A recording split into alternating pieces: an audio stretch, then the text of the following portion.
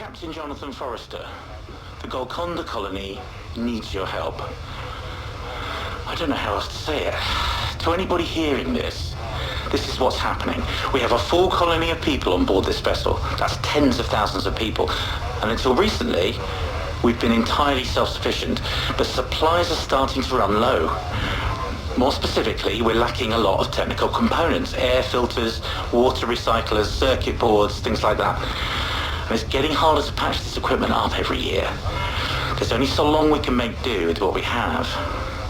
And the other thing, and this is the real kicker, is that there's a disease going around which is knocking us sideways. Flu-like symptoms, but much more serious. People are dying. We're coping as best as we can, but our medical supplies are running low. And if this turns into a full-blown epidemic, then we're going to be in real big trouble. So I made the decision to reach out to you, whoever you are. Hopefully the tech's moved on enough for our signal to be picked up this far out. But the others really weren't sure if I should be doing this, because people here don't want interference from outsiders. But I don't want to worry them by explaining the reality of our situation. They're good people. I don't want them to be scared. So here I am, recording a call for help. Trust me, I wouldn't be asking if I didn't need to. I feel like I don't really know how to do this. I hope you understand. It's been a while. Captain Jonathon Forester, signing off.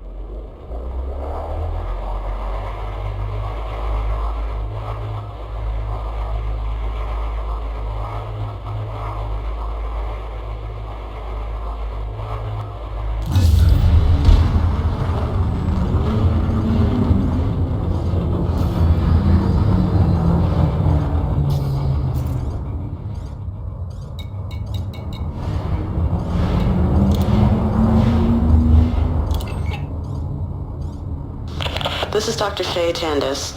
Captain Forester has asked me to summarize the situation on board the Golconda, particularly in regards to a recent outbreak of disease. I must preface this by saying that any attempt to summarize the situation feels inadequate. There is so much to say about the symptoms, the development of our detection methods, and existing treatment philosophies. Nevertheless, I will attempt to speak concisely for the purpose of this broadcast. The disease, known colloquially among the people as the wasting kiss, is a mutated strain of viral nasopharyngitis. One of the drawbacks of living in an atmospherically self-contained structure for hundreds of years is that illness tends to linger. We can't very well sterilize a ship of this size, and with each generation these illnesses adapt to remain virulent. Landing gear deployed. This one particularly so. Antiviral treatments aren't particularly effective, merely delaying the disease's progress. We have confirmed 6 deaths in the past month attributable to the disease. Our medical supplies are Docking successful. Engines disengaged. somewhat limited, adequate for maintaining health and the occasional serious illness or accident. In the event of a full outbreak, with hundreds of patients requiring treatment, we may be forced to resort to measures such as full quarantine and isolation. When the captain first suggested opening communication with outsiders, I must confess to a certain hesitation. On reflection, it would seem the logical decision for the well-being of the crew. One can only imagine what pharmaceutical advancements have been made over the last millennia. The possibilities are fascinating.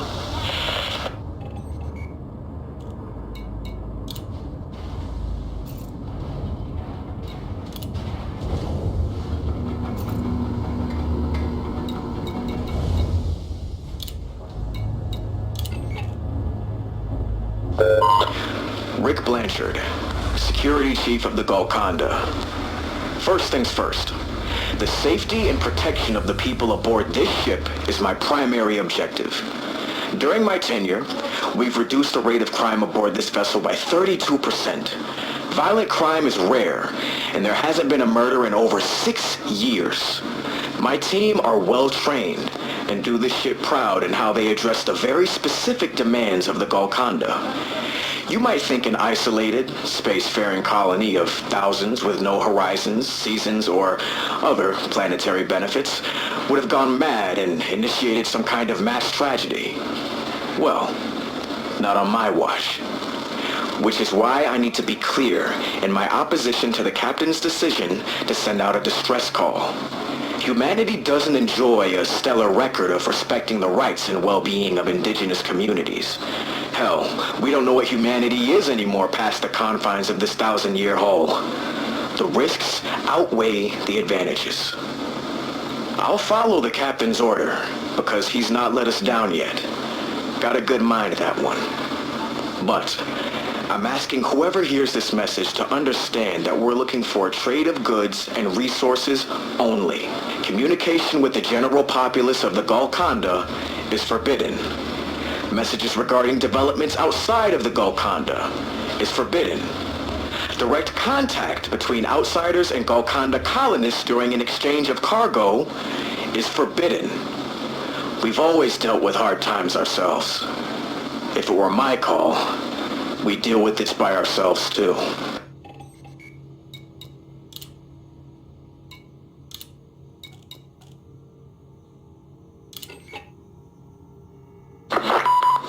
This is Erin Gray of the Golconda. It's my responsibility as custodian to manage the needs of our people and ensure that everyone is fairly represented. I'm recording this message to satisfy the curiosity of anyone who may respond to our distress signal, I suppose. Truth be told, I'm not sure what to say. We're more than just a colony, you see. We're a family. Whenever a challenge is put in front of us, we resolve it together. When success is achieved, we celebrate collectively. We have... It's hard to put into words. Our ancestors chose to remain on this vessel centuries ago and leave our original destination behind. They did so because they had grown to love what they had achieved. Logs from that period show their anxiety at the prospect of leaving the Golconda. The generation ships were designed to keep colonists healthy, happy, and entertained, and somewhere in our journey, we came to feel loved too. And yet, all things must come to an end. Sickness is rife and supplies are low.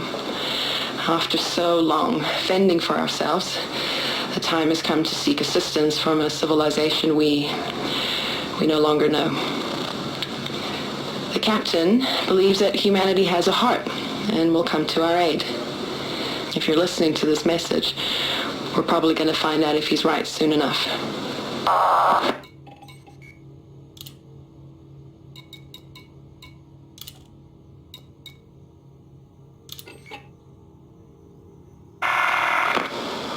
Thomas Cobb, chaplain.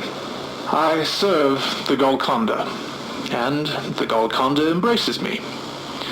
Long ago, I would have been called a priest. somebody authorized to provide guidance according to the rules of a religion. That's the role my predecessors fulfilled, at least. Eventually, the old texts were set aside in favor of a less rigid spiritual philosophy. Being able to view the entire nebula over breakfast inclines one towards the contemplative.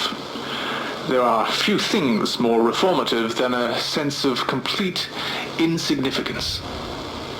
Now, my role is to show my brothers and sisters that we are all important. Each of us has a role to play. We cannot concern ourselves with the scale of the stage. All we can do is deliver the best performance we can. Each person aboard the Golconda can trace their heritage from the first inhabitants to the current day. In the present, we contemplate the spirit and the soul, allowing the voices of the past to inform our future.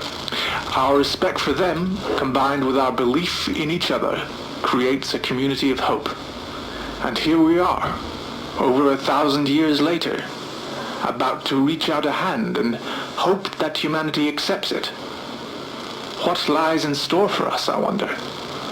What lessons have been learned from history? While I am nervous at the thought of outside assistance, I must admit, the question intrigues me. What did we become?